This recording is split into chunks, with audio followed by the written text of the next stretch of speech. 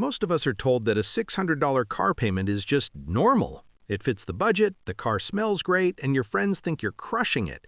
But while we're enjoying that new car feeling, that $600 is quietly morphing into a $1.2 million mistake. It's the exact reason an entire generation is chained to a 9-to-5, and why retirement is becoming a ghost story for most people. I'm Chris, and today we're doing the math the car industry spent billions making sure you'd never see.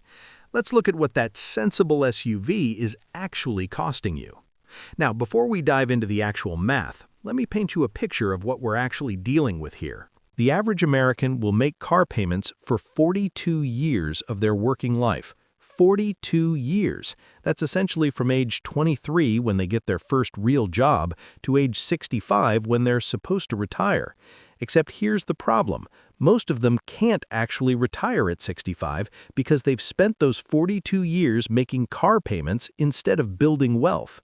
And we're not talking about struggling minimum wage workers here. These are nurses making $70,000 a year, teachers earning $60,000, office managers pulling in $80,000, regular people with regular jobs who somehow convinced themselves that a $600 monthly car payment is just a normal part of the American dream.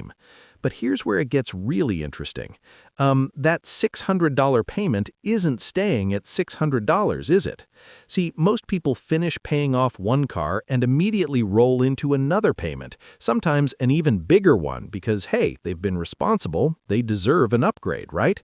So that $600 becomes $650, which becomes $700, which eventually becomes $800. But for our example today, let's be conservative and stick with $600 per month. The truth is, there's a hidden wealth destruction machine running in the background of your life, and it's so perfectly camouflaged as necessary transportation that you defend it like it's a family member. And I know you're defending it right now in your head, but I need a reliable car. But public transportation isn't an option where I live, but I can afford the $600. Trust me, I've heard every rationalization, and by the end of this video, you're going to understand why every single one of those thoughts is exactly what the system wants you to believe. Let's start with the most obvious question. How much money are we actually talking about here? Because when I tell people the real numbers, they usually think I've made a math error, and I wish I had. $600 per month. Doesn't sound that bad, right? That's like dinner out twice a week or a gym membership and a streaming service bundle. It feels manageable. It feels normal. But let's actually do what most people never do. Let's calculate what that $600 monthly payment really costs you. Over a typical 6-year car loan, you'll pay $43,200. That's the obvious cost, the one you can see on your loan paperwork.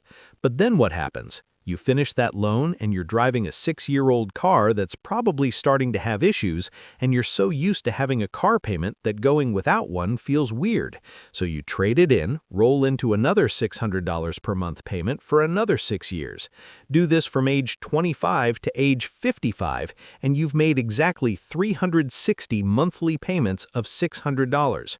That's $216,000 in actual cash that left your bank account and went to automotive financing. $216,000. But here's where everyone makes the critical mistake. They stop the calculation there. They think, well, I got transportation for 30 years, so $216,000 for 30 years of driving seems reasonable. Except that's not how money works. And this is the part where I need you to really pay attention, because this is the difference between retiring comfortably and working until you physically can't anymore. Every dollar you spend on anything has an opportunity cost. That dollar could have been invested and grown over time. When you're young, the opportunity cost of spending money is absolutely devastating because of compound interest. And compound interest is like magic, except it's real and it works in both directions. It can make you wealthy beyond belief, or it can make you poor even while you're earning a good income. Let's run the numbers that the automotive industry really doesn't want you to run. If instead of making that $600 car payment every month, you invested that same $600 into a simple S&P 500 index fund, what would happen? The S&P 500 has historically averaged about 10% returns per year, but let's be conservative and use 7% to account for inflation and down years. So $600 per month invested at 7% annually, compounded monthly for 30 years. The result? $729,000. Your $216,000 in payments would have turned into $729,000. That's over $500,000 in growth. But wait, there's more, and this is where it gets absolutely mind-blowing. Because you didn't just spend $600 per month on car payments, you also paid for insurance, gas, maintenance, and registration. For the types of cars that come with $600 monthly payments, you're looking at another $400 to $500 per month in total operating costs.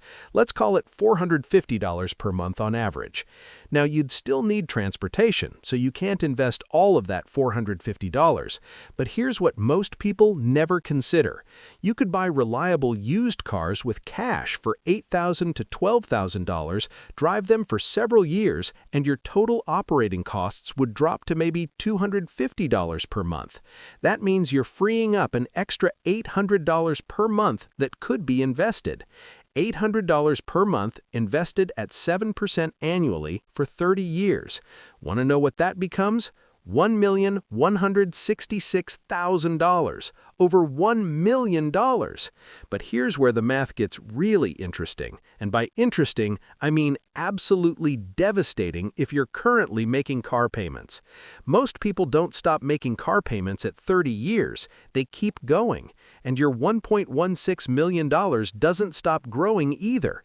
Leave it alone for another 10 years while you're in your late 50s and early 60s, and that $1 million becomes $2.3 million, all from deciding to drive a paid-off Toyota instead of perpetually financing new cars. Now, I know what you're thinking, but I need a reliable car. And you're right, you do. But here's the trap everyone falls into. They've been convinced that reliable means new with a warranty. That's just not true. A well-maintained Toyota Camry or Honda Accord with 60,000 miles on it is going to be more reliable than a brand new anything from certain other manufacturers, but it costs a fraction of the price. So how did we get here? How did an entire generation get convinced that perpetual car payments are just a normal part of life? Let me show you exactly how this system was built to keep you trapped. First, let's talk about the normalization of debt. Remember when a car loan was 3 years, maybe 4 if you really stretched it? Those days are as dead as the Walkman. Today's car loans routinely stretch 6, 7, or even 8 years into the future. Some insane lenders are offering 10-year car loans, 10 years to pay off a car that will be worthless in 12. The appeal is obvious. Stretching that loan over more years makes the monthly payment look manageable. A $40,000 car at 6% interest over 4 years is $939 per month. Most people see that number and walk away. But stretch that same loan over 8 years, suddenly it's only $540 per month. That feels doable. That feels responsible even. Except you're not being responsible. You're being manipulated. Because that $540 payment over 8 years adds up to $51,840 compared to $45,072 over 4 years. You just paid an extra $6,768 for the privilege of having a lower monthly number. And more importantly, you just committed to making car payments for twice as long, which means you're twice as likely to roll that car into another loan before it's paid off, starting the whole cycle all over again. But extended loan terms are just the first trap. The second trap is even more insidious, and it's the reason why people making $60,000 per year somehow have $50,000 trucks sitting in their driveways. Let me introduce you to a concept I call the monthly payment hypnosis. Dealerships have figured out that most people completely shut down their logical reasoning centers once they focus on a monthly payment. They don't think about the total cost, the interest rate, the term length, or the long-term consequences. They think, can I afford $600 per month? And if they can technically afford it, meaning it doesn't literally bankrupt them, they sign. Never mind that $600 per month means $7,200 per year, means they need to earn over $10,000 pre-tax just to make their car payments because of income taxes. Never mind that this is 15 to 20% of their entire income going to a depreciating asset. The monthly number feels okay, so they do it. The dealerships and lenders have become incredibly sophisticated at exploiting this psychological weakness. They'll start negotiations by asking what monthly payment you're comfortable with, not what car you want or what you can actually afford. Once you give them a number, everything else becomes a magic trick to make that monthly payment appear while maximizing their profit. Your payment too high? Let's extend the term. Still too high? Let's roll your negative equity from your trade-in into the new loan. Still too high? Let's add a cosigner. There's always a way to make the monthly number work even when the total deal is absolutely terrible for you. And here's where it gets really predatory. Many people trade in their cars before the loans are paid off. They still owe $15,000, but the car is only worth $12,000. That $3,000 negative equity, it just gets rolled into the new loan. So now they're taking out a loan for $43,000 to buy a $40,000 car. They're literally borrowing money to pay off debt from a car they don't even own anymore. Do this 2 or 3 times, and you end up with people paying $700 per month for a car that cost $35,000 because they're also paying off the ghost equity from 2 previous vehicles. It's financial insanity, but it happens millions of times every single year. But perhaps the most concerning trend is the identity trap. And this is the psychological prison that keeps people making irrational car payments even after they understand the math. The automotive industry has spent billions of dollars over decades convincing you that your car is an extension of your identity. You're not just buying transportation, you're buying a statement about who you are as a person. Drive a truck? You're rugged and hardworking. Drive an SUV? You're a responsible family person. Drive a luxury sedan? You're successful and refined. This is why people get genuinely offended when you suggest they should drive something cheaper. You're not just questioning their car choice, you're questioning their identity. That's why a teacher making $55,000 per year will defend their $45,000 SUV payment with the same passion they'd defend their children. The car has become part of their self-image. Think about it this way. If someone told you they were spending $600 per month on designer clothes, you'd probably think they had a problem. If they said they were spending $600 per month on dining at expensive restaurants, you'd suggest therapy. But somehow, $600 per month for a car is responsible adulting. That's not logic, that's marketing so effective that it's become cultural programming. The truth is, nobody cares about your car nearly as much as you think they do. Your neighbors aren't impressed, your coworkers aren't keeping score. That date you're trying to impress would probably be more attracted to someone with financial stability than someone with a nice car payment. But the marketing has convinced you otherwise, so you keep paying. Now let's get back to the practical mechanics of how people are actually making these payments work in their monthly budgets. Because even knowing all of this, even understanding the math, people still do it, and understanding why is crucial to breaking the cycle. What I see over and over is people restructuring their entire financial lives around their car payment. They'll live with roommates into their 30s to afford their truck payment. They'll skip contributing to their 401k because I can't afford it right now, while simultaneously affording a $650 car payment. They'll eat rice and beans for dinner while their $45,000 SUV sits in the parking lot. I've seen people take on side hustles specifically to cover their vehicle expenses. They'll drive for Uber on weekends or deliver food on Wednesday nights using their expensive car to generate the income needed to pay for that same expensive car. It's like paying someone $20 to give you $15. The math doesn't work, but the psychology of "I'm hustling" makes people feel productive even though they're running in place. Some people are even more creative. They'll take money from their emergency fund to make down payments. They'll borrow from their 401k, paying themselves back with interest while missing out on market gains. They'll put maintenance costs on credit cards at 22% interest to keep making their car payment at 6% interest. It's like using a flamethrower to light birthday candles. Technically it works, but the approach is catastrophically wrong. The most dangerous thing I see is people taking out home equity loans or personal loans to cover negative equity from previous vehicles. They're leveraging appreciating assets to fund depreciating ones. They're borrowing against their home, which should be building wealth, to buy cars which destroy wealth. It's like plugging a leak in your roof by removing tiles from the other side. But here's where the math gets really interesting. And by interesting, I mean absolutely life-changing if you're willing to look at it objectively. Let's run a side-by-side comparison of two identical people, both starting at age 25 with the same income. Person A follows the traditional American path, perpetual car payments of $600 per month.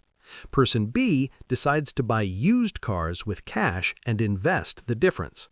Person A spends $600 per month on car payments, plus $400 per month on insurance, gas, and maintenance for their financed cars.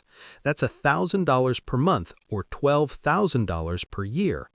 Person B buys a reliable used car for $10,000 cash, drives it for 5 years, then sells it for $5,000 and buys another one. Their effective car depreciation is $1,000 per year, or about $83 per month. Add in $300 per month for insurance, gas, and maintenance on a paid-off older car, their total transportation cost is $383 per month, or $4,600 per year. The difference, $7,400 per year. Person B invests this difference into an index fund at 7% annual returns. After 30 years of working, from age 25 to age 55, Person B has accumulated $747,000. Person A has a 5-year-old car worth maybe $15,000. But wait, we're not done yet. Person B's $747,000 doesn't stop growing at age 55. They keep investing for another 10 years until age 65, and that $747,000 becomes $1.47 million. Person A, still making car payments at age 65 because they never built enough wealth to retire. Let that sink in. The difference between someone who can comfortably retire and someone who has to keep working into their late 60s often comes down to one decision: perpetual car payments versus buying used cars with cash. Both people worked the same jobs.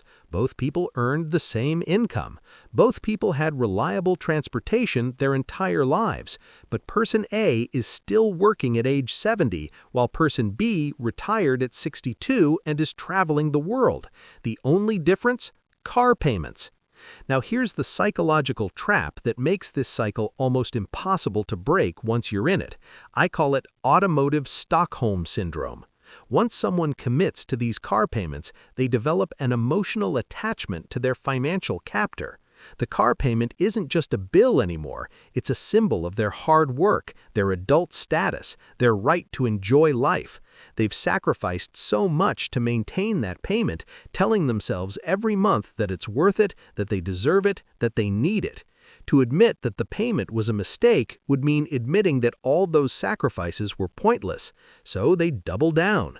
They defend their truck payment like they're defending their family.